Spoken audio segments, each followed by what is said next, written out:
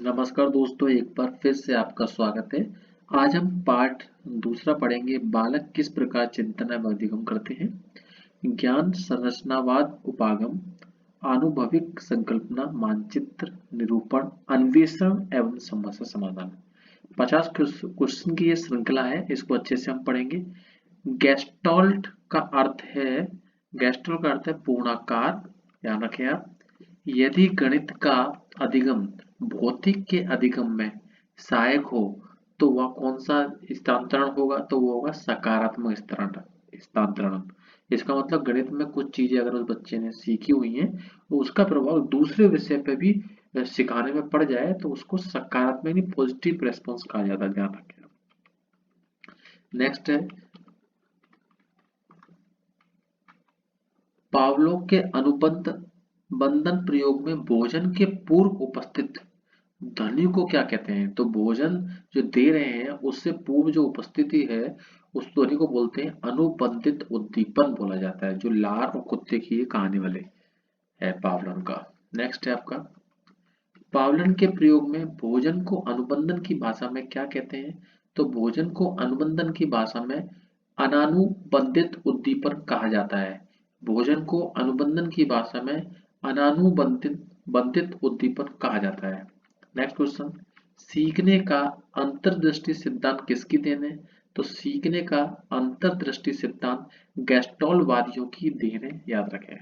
Next है आपका अधिगम तब तक संभव नहीं है जब तक कि व्यक्ति शारीरिक तथा मानसिक रूप से तत्पर, परिपक्व और सूक्ष्म बूझ वाला नहीं हो। ध्यान रखें। क्वेश्चन नंबर 7 में लिखा हुआ है निम्नलिखित में से वंचित वर्ग में शामिल होते हैं। ये वंचित वर्ग में शामिल कौन से होते हैं। अनुसूचित जाति यानी कि एसटी, शेड्यूल कास्ट, अनुसूचित जनजाति यानी कि शेड्यूल ट्राइब्स, एसटी, और विकलांग बालक मतलब हैंडीकैप्ड, और उपरोक्त सभी वंचित वर्ग में सभी आ जाता है।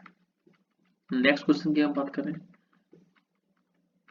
अनुबंधन स्थापित होने के बाद यदि बार बार मात्र अनुबंधित उद्दीपन ही उपस्थित किए जाने पर अंततोगत्वा अनुबंधित अनुक्रिया का बंद हो जाना कहलाता है, तो उससे बोलते हैं विलोप। विलोप हो जाती है चीजें, यानी अनुबंध स्थापित होने के बाद ये बार बार मात्र अनुबंधित उद्दीपन ही उपस्थित किए जाने के संबंध में होता है तो वो विलोप हो जाती है, उसका कोई प्रभाव नहीं पड़ता है।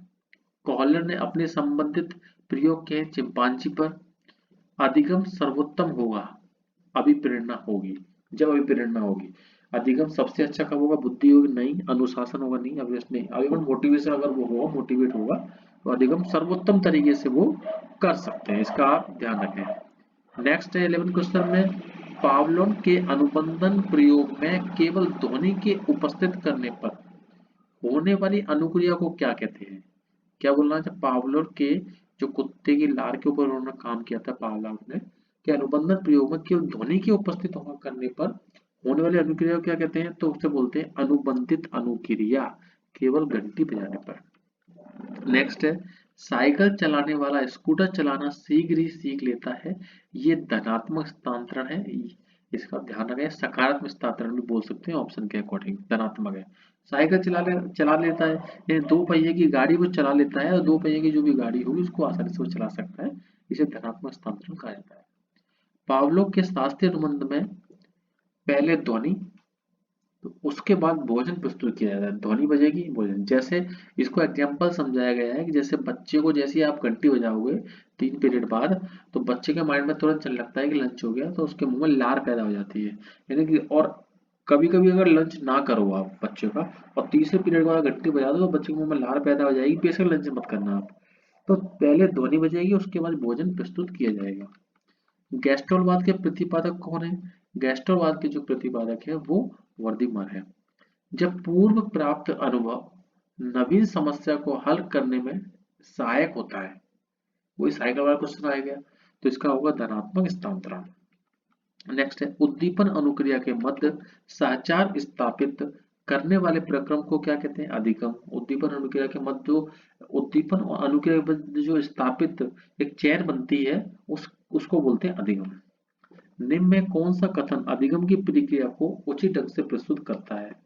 तो अधिगम की प्रक्रिया को उचित ढंग से प्रस्तुत कौन करेगा? व्यवहार में परिवर्तन ही अधिगम की प्रक्रिया को उचित ढंग से प्रस्तुत करेगा। नेक्स्ट है, अधिगम का संबंध प्रतिक्रिया सिद्धांत निम्न में से किसने प्रतिपादित किया? तो अधिगम का संबंध प्रतिक्रिया सिद्धांत निम्न में से आईपी पावलोव ने किया। नेक्स्ट है, कबीर के दोहे याद कर लेने पर भी एक बालक कि रहीम के दोहे याद करने की शक्ति में सुधार नहीं होने का निम्न में से प्रमुख कारण कौन सा है? तो इसका कारण है कि शून्य स्थानांतरण हो जाता है, यानी वो इसलिए सीख पा रहा है कि उसका शून्य स्थानांतरण है, एक चीजों को उसने अच्छे से रट लिया है और दूसरी नहीं कर पा रहा है, तो शून्य स्थानांतरण। नेक्स्ट, निम्न में से कौन सामान्यतः एसओआर उपागम का प्रतीक माना गया है? एसओआर माना गया है, स्टिमुलस वाला वुडवर्ड ने माना है एसओआर उपागम को। नेक्स्ट बात है, निम्नलिखित में से कौन सा पावलोवियन अनुबंधन में आवश्यक नहीं है? तो आनुषंगिकता नहीं है। अगला क्वेश्चन है आपका, क्रिया प्रसूत अधिनियम के संदर्भ में अधो प्रदत्त में से कौन सा बेमेल है? तो विस्तारण जो है वो क्रिया प्रसूत अधिनियम में बेमेल है। संचय प्रतिवर्ती होती है, पुनर्वलन होता है, प्रतीक मृत्युता भी होती है। नेक्स्ट है, स्मृति का अबिंगहॉस के साथ वही संबंध है जो बुद्धि परीक्षण का किसके साथ है? विनय का। क्या बोलना चाह रहा है? बुद्धि परीक्षण के जन्मदाता विनय कहा गया है और स्मृति की बात करी का संबंध एबिंगहॉस से है, याद रखें आप। नेक्स्ट बात कर रहा है, स्किनर ने अपना प्रयोग चूहे व कबूतर पर किया। अगो प्रदत्त में से कौन सही ढंग से युग्मित नहीं है?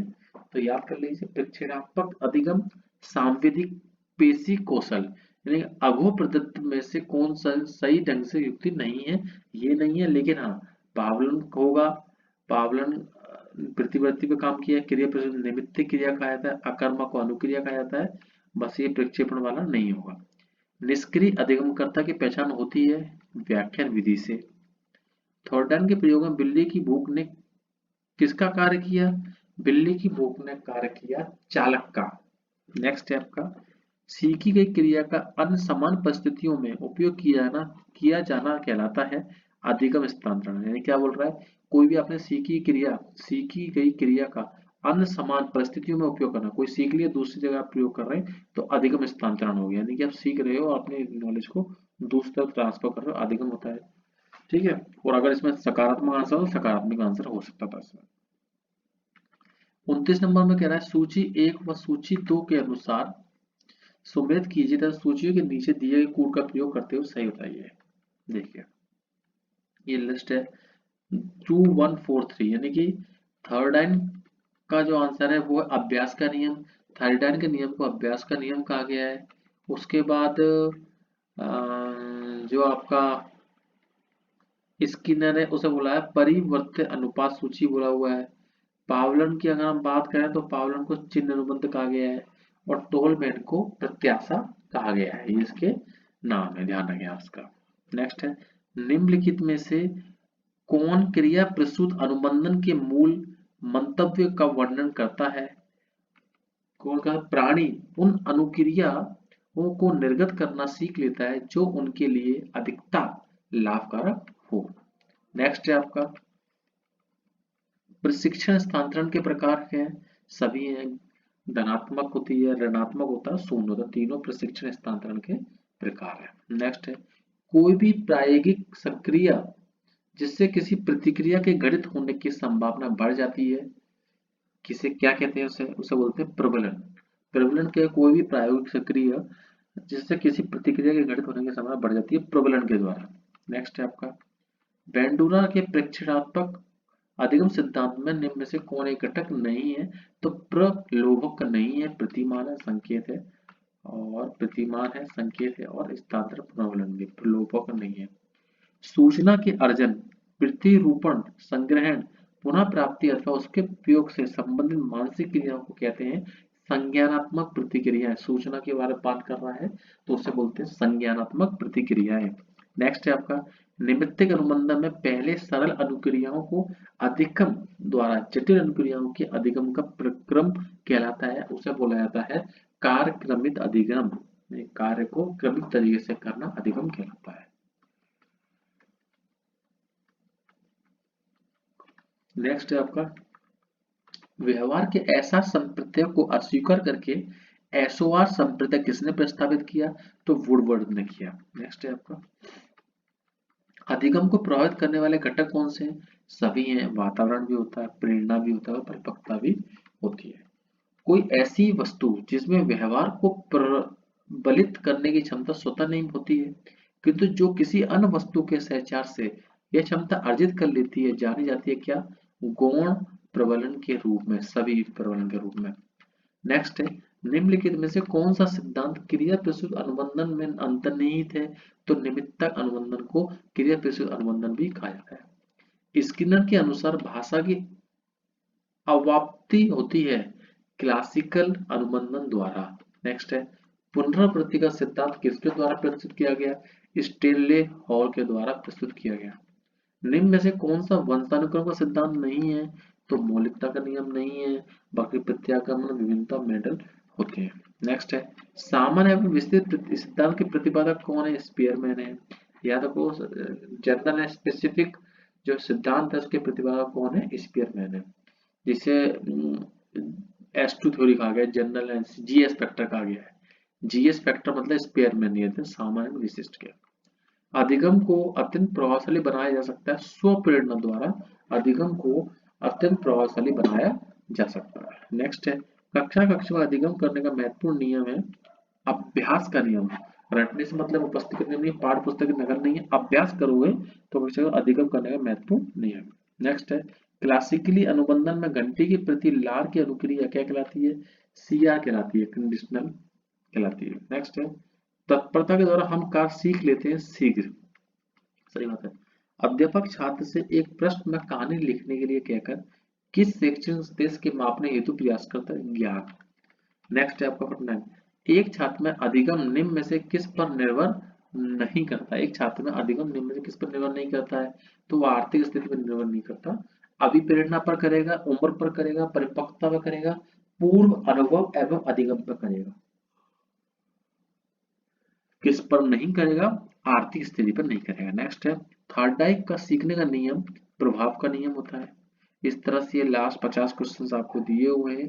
इन 50 क्वेश्चन को आप अच्छे से पढ़ लें और अच्छे से कोई एक दो बार वीडियो देख लें, चैनल को सब्सक्राइब करें, लाइक करें और शेयर जरूर करें। और अगली वीडियो हम नेक्स्ट टाइम बात करेंगे। नमस्कार दोस्तों।